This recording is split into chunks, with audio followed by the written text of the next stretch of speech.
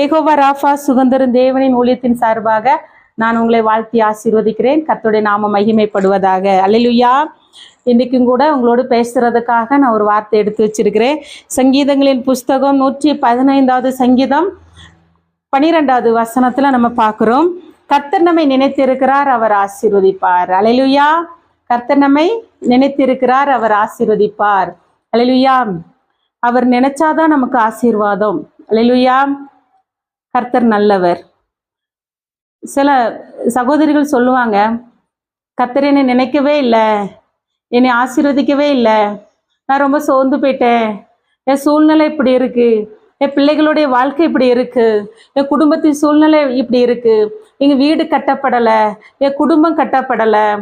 இப்படிலாம் எத்தனையோ சகோதரிகள் புலம்புறத நான் பார்த்துருக்கேன். அல்லேலூயா. ஊழியத்தின் பாதையில் பார்த்துருக்கிறேன், வீட்டில் இருக்கும்போது பார்த்துருக்கிறேன். அநேகர் அழுது பேசுகிறத நான் நிறைய சகோதரிகளை பார்க்கறதுனால நான் இந்த வசனத்தை தியானிக்கும் போது எனக்கு இந்த வார்த்தையை ஆண்டவர் தருகிறார். அல்லேலூயா. ஆனால் நம்ம ஆண்டவர் துன்பத்தை தந்து கஷ்டத்தை தந்து நீங்கள் கண்ணீரோடு இருக்கிறதுக்காக என் ஆண்டவர் விரும்ப மாட்டார். அல்லேலூயா. அவர் சொல்கிற வசனமே பாருங்க, கர்த்தர் நம்மை நினைத்திருக்கிறார். எவ்வளோ பெரிய ஒரு வார்த்தை பாருங்க. நமக்கு இது சின்ன வார்த்தையாக இருக்கலாம், ஆனால் ஆண்டவர் சொல்கிறாரு கர்த்தர் நம்மை நினைத்திருக்கிறார். அப்போது எவ்வளோ பெரிய வார்த்தை கர்த்தர் இந்த வாக்கு தத்துவத்தை நம்ம கொடுக்குறார் பாருங்க. அவர் நினைத்திருக்கிறார். அல்லேலூயா.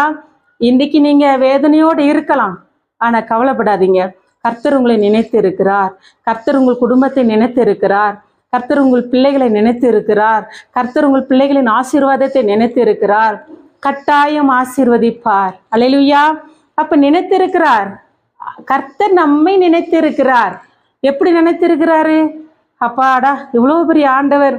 ஒரு மனுஷன் ஒரு மனுஷிய பாருங்க, நான் இப்போதான் உன்னை நினைச்சுக்கிட்டு இருந்தேன்னு சொல்லுவாங்க, இப்போதான் உன் ஞாபகம் எனக்கு வந்துச்சுன்னு சொல்லுவாங்க, நேற்று உன்னை நினைச்சேன்னு சொல்லுவாங்க.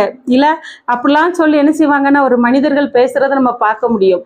ஆனா எல்லாவற்றையும் உண்டாக்கின கர்த்தர் சொல்றாரு, கர்த்தர் நம்மை நினைத்து இருக்கிறார். அல்லேலூயா. அவ்வளோ அழகான வார்த்தை ஆண்டவர் தந்திருக்காரு.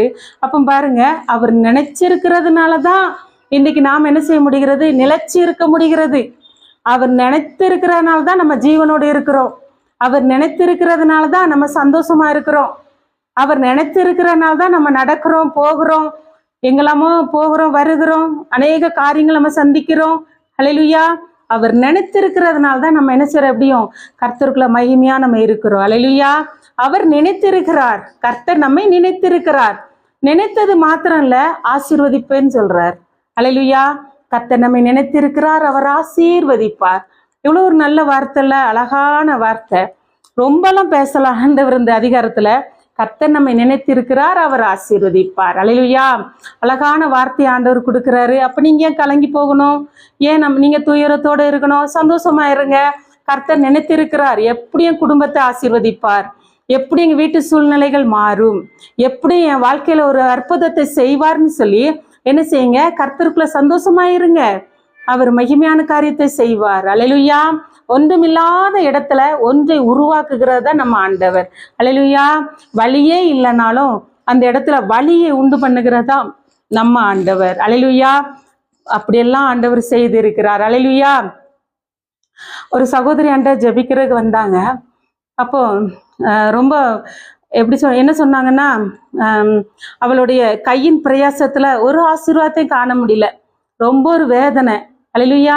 பிள்ளைகளை வைத்து கஷ்டப்படுகிறத என்னோட என்ன செஞ்சான்னு சொன்னா வேதனையோடு பகிர்ந்து கொண்டாள். அப்போ நான் அந்த வசனத்தை தான் சொன்னேன், கர்த்தர் நம்மை நினைத்திருக்கிறார், அவர் ஆசீர்வதிப்பார். ஆசீர்வதிக்காத தேவன் அல்ல, ஆசீர்வதிக்கிற தேவன். அல்லேலூயா. ஆசீர்வதிக்காம போகிறதுக்கு அவர் கல்லோ மண்ணோ கிடையாது, உயிருள்ள தெய்வம் என்று சொன்னேன். உயிருள்ள தேவன், நேற்றும் இன்றும் அவர் என்றும் மாறாதவராயிருக்கிறார். கட்டாயம் உன்னை ஆசீர்வதிச்சு உன்னை என்ன செய்வாரு, இந்த பூமியில பெருக பண்ணுவார்னு சொல்லும்போது அவளுக்குள்ள அவங்க குடும்பத்துக்குள்ள ஒரு சந்தோஷமா ஆயிடுச்சு. அப்ப இந்த வார்த்தையை பாருங்க, அவங்களுக்கு ஒரு சந்தோஷம் வரும் இந்த வார்த்தை கேட்டதும். அல்லேலூயா. கர்த்தர் நம்மை நினைத்திருக்கிறார், அவர் ஆசீர்வதிப்பார். அல்லேலூயா. இப்படிப்பட்ட வார்த்தைகள்லாம் பாருங்க நமக்காக ஆண்டவர் ஒவ்வொரு நாளும் தந்து நமக்கு இந்த வார்த்தையை தந்து நடத்துறது நிமித்தம் எவ்வளவு பெரிய கிருபைல்ல. அதனால என்ன செய்யுங்கன்னா, கர்த்தர் நம்மை நினைத்திருக்கிறார்னு சொல்லி என்ன செய்யுங்க, ஒவ்வொரு நாளும் அவருடைய சமூகத்துல இருங்க. அல்லேலூயா. பாருங்க, ராகேலை கர்த்தர் நினைத்தருளினார் நம்ம பார்க்கிறோம். ராகேலை நினைத்தருளின தேவன் உங்களை நினைத்தருளுவார், உங்கள் பிள்ளைகளை நினைத்தருளுவார். ஏதோ ஒரு காரியத்துல யாரை நினைக்கிறதுக்கு இல்லையேன்னு சொல்லி நீங்க வேதனைப்பட்டாலும் இன்றைக்கு இந்த வசனத்தை நீங்க தியானித்து பாருங்க. கர்த்தர் உங்களை நினைத்தருளி இதுல ஒரு அற்புதத்தை செய்வார். ஜெபம் பண்ணுவோமா? ஸ்தோத்திரம் ஆண்டவரே, நன்றியோடு துதிக்கிறோம். இந்த வேலையிலும் கூட தகப்பனே உம்மை துதிக்கிறோம் அப்பா. ஆண்டவரே ஸ்தோத்திரம் ஆண்டவரே, நீங்க சொல்லியிருக்கீங்க ஆண்டவரே, கர்த்தர் நம்மை நினைத்திருக்கிறார், அவர் ஆசீர்வதிப்பார்னு சொல்லியிருக்கீங்க ஆண்டவரே. 115வது சங்கீதத்துல 12வது வசனத்தை நீங்க எங்களுக்கு கொடுத்துருக்கீங்கப்பா. அதுக்காக நன்றி ஏசப்பா. இந்த வேலையில இந்த வார்த்தை இந்த பிள்ளைகளுக்கு தியானிக்க கர்த்தர் உதவி செஞ்சிருக்கீங்கப்பா. நீங்க கட்டாயம் அவர்களை நினைத்தருளும்படி ஜெபிக்கிறேன். எந்த காரியத்துல அவங்க ஸ்தோத்திரம், இந்த காரியத்துல எங்களை யாரை நினைக்கலையே என்று சொல்லி ஒரு மனிதர்களை அவங்க நினைத்திருப்பாங்கன்னு சொன்னா, இந்த நாள்ல நீங்க நினைத்தருளும்படி ஆக ஜெபிக்கிற ஏசப்பா. உம்முடைய கரத்துல ஆண்டவரை ஒப்பு கொடுத்து ஜெபிக்கிறோம். இதை கேட்டுக்கொண்டு ஜெபிக்கிற ஒவ்வொரு பிள்ளைகள் வாழ்க்கையிலையும் என் கர்த்தர் நீர் நினைத்தருளும்படியாக ஜெபிக்கிறோம், நீர் ஆசீர்வதித்தருளும்படியாக ஜெபிக்கிறோம். அப்படியே கர்த்தர் பெரிய காரியங்களை செய்யுங்க. இயேசுவின் மூலம் ஜெபிக்கிறோம் நல்ல பிதாவே, ஆமேன். கர்த்தர் பெரிய காரியங்களை செய்வார். ஆமேன்.